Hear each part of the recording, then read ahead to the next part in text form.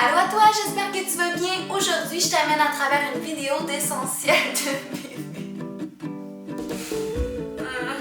Maman, qu'est-ce que tu fais? Really?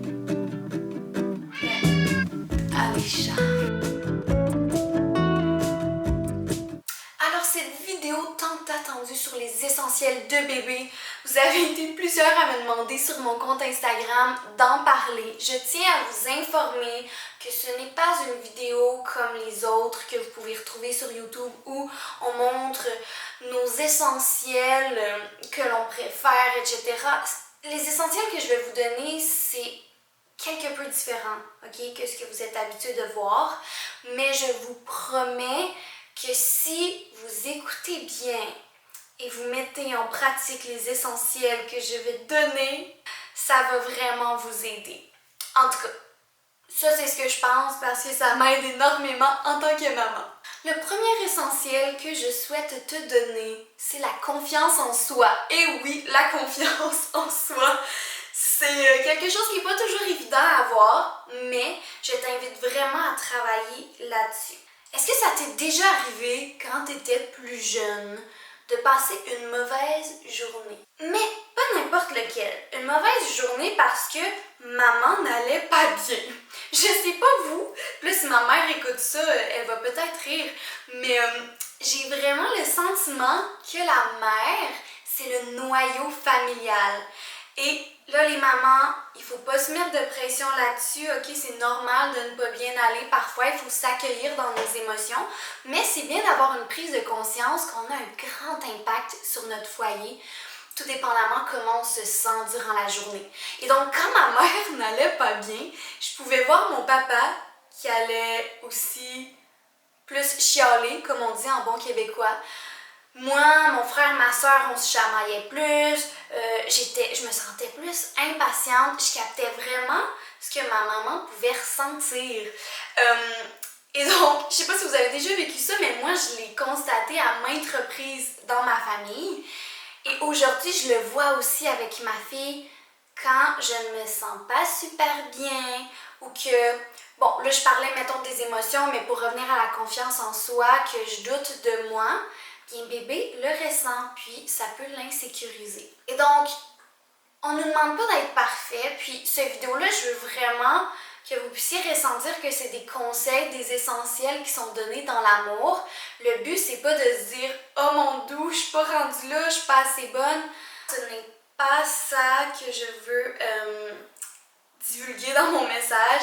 C'est juste des invitations pour devenir meilleur, puis s'outiller davantage dans la maternité.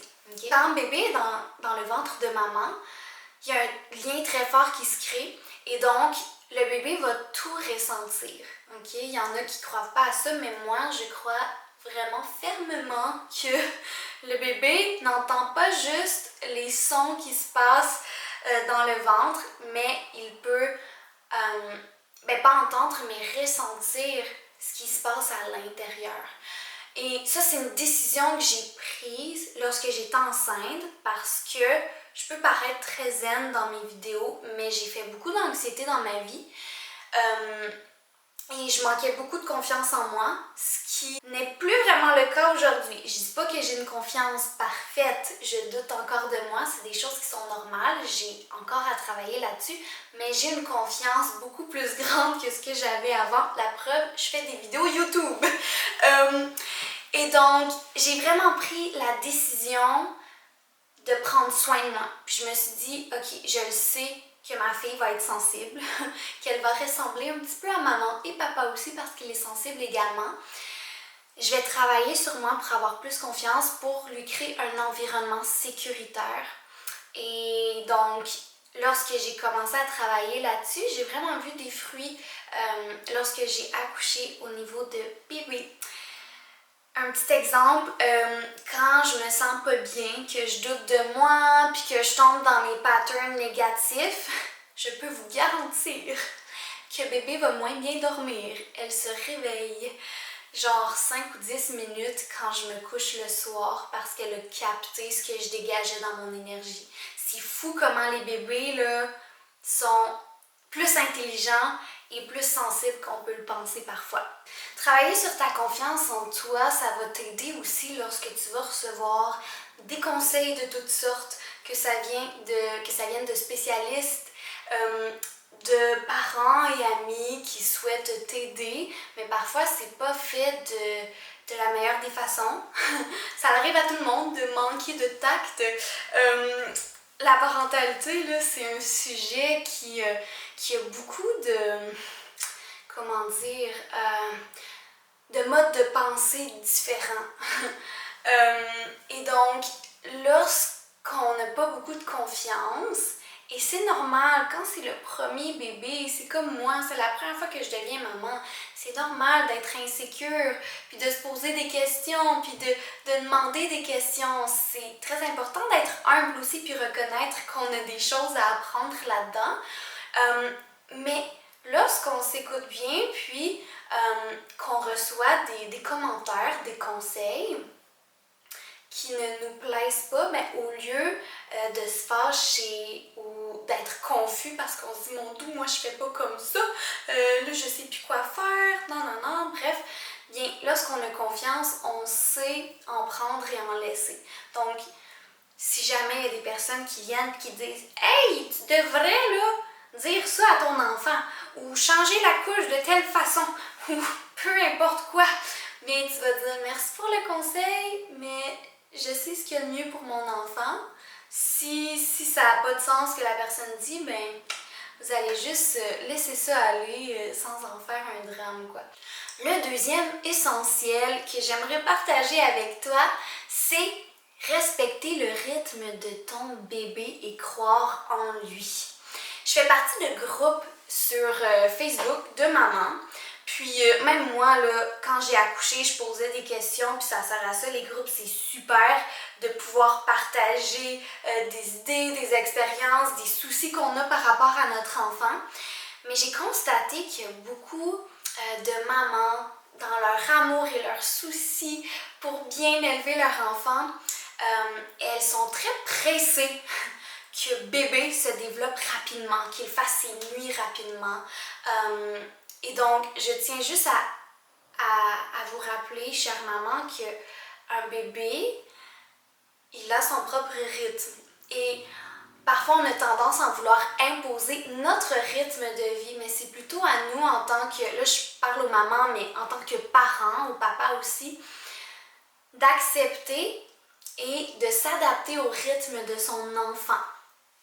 Et donc, Adélia, au début, lorsqu'elle est née, j'avais même j'avais une petite application que j'avais mise pour calculer ses cycles de sommeil, puis le temps qu'elle allaitait de chaque sein, pour vraiment m'assurer qu'elle prenait son poids. Puis ça, c'est bien correct, j'ai rien contre ça. Avec mon application, je me suis rendu compte qu'à un moment donné, je mettais trop d'importance là-dessus, puis j'oubliais mon feeling ou juste le fait de lâcher prise puis d'accepter que ben c'est correct si bébé cette nuit-là ne dort pas aussi bien qu'elle dormait hier, il va y avoir des meilleures nuits par la suite. Et donc j'ai appris à juste lâcher prise tout simplement. Maintenant, si elle se réveille aux 2 heures, ben regarde, elle se réveille aux 2 heures, je vais l'allaiter coucher dans mon lit puis c'est correct. OK? Il faut vraiment apprendre à lâcher prise à ce niveau-là. Puis, je suis pas en train de minimiser les efforts puis la difficulté du manque de sommeil chez la maman. J'ai une maladie chronique, OK? Je sais c'est quoi manquer de sommeil, je sais c'est quoi ne pas bien aller. Donc, encore une fois, je tiens à répéter que je suis pas en train de dire que « Ah, c'est facile, c'est pas grave si bébé dort pas sa nuit complète. » Non, je sais que c'est difficile. Il y a eu des nuits que j'étais même pas capable de me lever pour prendre ma fille dans mes bras, puis c'était vraiment difficile émotionnellement. Donc, je sais c'est quoi, OK? Mais pour m'aider, ce que j'ai découvert, c'est que ça sert à rien de stresser pour ça. Puis c'est important de travailler sur soi pour juste respecter ton enfant, tout simplement. Puis de croire en lui qui peut s'améliorer. Parce que je lisais beaucoup de messages. Ah, mais là, mon bébé, tu sais, ça fait tant de temps. tu sais, qui dort pas bien, non. Puis je comprends, là, genre, le souci de tout ça. Mais il faut apprendre à juste pas se presser puis pas mettre de pression sur son enfant. Je sais pas si ça fait du sens, je sais que c'est un sujet un peu... je veux pas froisser personne avec ça, là. Mais c'est ça, j'ai découvert que lorsque je fais vraiment confiance en ma fille, elle s'améliore plus rapidement parce qu'encore une fois, bébé le ressent. Le troisième essentiel, c'est d'avoir des outils zen. J'appelle ça comme ça. Tout simplement, c'est d'avoir des trucs qui t'aident à rester calme et aussi de juste prendre soin de toi, tout simplement. Parce que être maman, c'est demandant. C'est vraiment beau de développer un lien avec son enfant, de le voir grandir. Juste le changement qui s'opère en toi, c'est fou, là. Ma fille va avoir 5 mois bientôt, puis je suis beaucoup plus mature depuis qu'elle est née. Mais c'est difficile. Ouais. C'est difficile. Écoute, ça vient avec le fait d'être maman, qu'on peut pas s'en passer des journées, surtout avec le postpartum, hein, puis les hormones qui changent, où on a la larme à l'œil, qu'on sent une petite rage en nous. Et c'est correct. Encore une fois, il faut pas se taper sur la tête, c'est tout à fait normal. Mais c'est important d'apprendre à bien se connaître pour voir les signes avant-coureurs d'un... Je sais pas comment dire ça, pas un burn-out, mais oui, ça peut être un burn-out parental ou juste... Comme moi avec ma maladie, c'est quand je fais des crashs qu'on appelle, je suis pas capable de me lever de mon lit, de parler, j'ai des douleurs partout, j'ai de la difficulté à m'occuper de ma fille. Mais il y a des signes qui m'avertissent avant que ça arrive. Et donc, même chose si à un moment donné, tu sens que tu vas perdre les pédales puis que tu as envie là, de faire quelque chose qui n'est pas super gentil à ton enfant, parce que ça peut arriver aussi, ils en parlent à l'hôpital quand tu accouches, le fameux bébé secoué. Ça m'est jamais arrivé de ça, mais de me sentir comme ça, mais j'ai déjà senti, oui, les signes avant-coureurs de me dire « Ouf, là, je pourrais commencer vraiment à perdre patience », mais tout de suite, je réagis.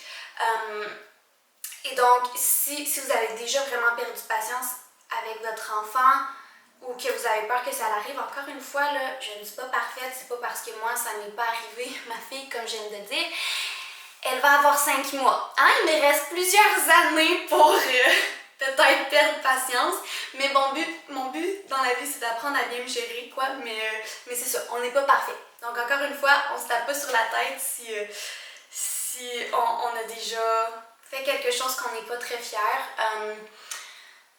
Mais c'est ça, c'est important de juste se donner des trucs, d'en parler à ta famille, à ton conjoint, si tu as la bénédiction justement d'être avec un papa pour t'épauler ou quelqu'un d'autre. Donc, les trucs qu'on se donne, ok, vont vraiment t'aider à ne pas te rendre au bout du rouleau. Et ça peut être des sorties entre amis. Moi, ça m'est déjà arrivé de dire à Mathieu, regarde, j'allais à Delia, puis par la suite, je m'en vais là, juste sortir 1 heure, 2 heures, je faisais une petite ride en voiture, je m'en allais magasiner, j'ai des choses dans les boutiques, puis ça me faisait vraiment du bien. Et quand je revenais à la maison, j'étais relax, plus reposée et prête à m'occuper de ma fille. Désolée, j'ai été déconcentrée par mon petit chat derrière moi. Quatrième essentiel bébé, c'est selon moi de s'éduquer. Et oui, s'éduquer, je pense que c'est une clé universelle dans la vie pour progresser. Et donc, moi qui aime beaucoup la psychologie, j'ai lu des livres, j'ai fait des recherches sur Internet lorsque j'étais enceinte. Et là, c'est pas quelque chose qui vous anime à l'intérieur, si je peux dire. C'est correct, là, vous n'êtes pas obligé de manger autant d'informations que moi j'ai faites en tant que maman par rapport à comment éduquer son enfant, etc.